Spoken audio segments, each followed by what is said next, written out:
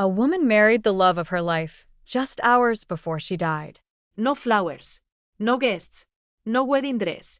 Just a quiet hospital room, a man who stayed, and a decision that tells you everything about what really matters at the end. Shelley Winters wasn't born into glamour. She was born Shirley Schrift on August 18, 1920, in St. Louis, Missouri, into a Jewish immigrant family held together by hard work and fragile hope. Her father was a tailor. Her mother had once sung on stage.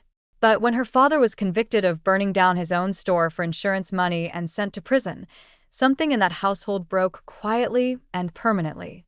Shirley was still a child. And from that moment, she understood one thing clearly.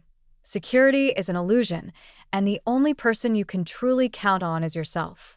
She carried that lesson into everything. She worked at Woolworths, modeled, sang in nightclubs, and auditioned for anything she could find. She even tried out for the role of Scarlett O'Hara in Gone with the Wind alongside thousands of other young women. She didn't get it, but director George Cukor told her to study acting seriously, and she listened. That single piece of advice quietly changed the entire direction of her life. By the time Hollywood noticed her, they tried to package her as a blonde bombshell. She played along, but only for as long as she had to. Beneath that manufactured image was a woman who had been studying the craft obsessively, training at the actor's studio alongside a generation of artists who believed performance should bleed real emotion. She didn't want to be decorative. She wanted to be true, and truth became her signature.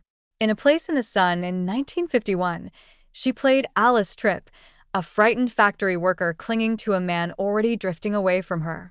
The desperation felt real because she made it real. The Academy noticed. Then came The Diary of Anne Frank in 1959, where she played Mrs. Van Dawn. Not heroic, not saintly, but irritable and terrified and completely human. She won her first Oscar for that role. And then, in an act that quietly stunned Hollywood, she donated the Academy Award to the Anne Frank House in Amsterdam. She felt the story wasn't hers to keep.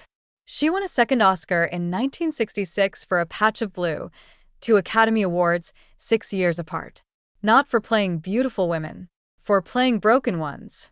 Women who argued and failed and loved imperfectly.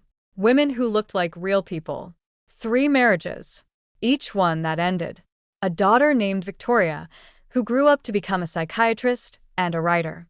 The career and the private life rarely moved in the same direction at the same time. That is the invisible cost of a life fully devoted to a calling. On January 14, 2006, Shelley Winters died of heart failure in Beverly Hills at 85. Hours before she passed, she married the man who had stayed. No audience. No cameras. Just the truth, which was always, in the end, the only thing she ever really performed.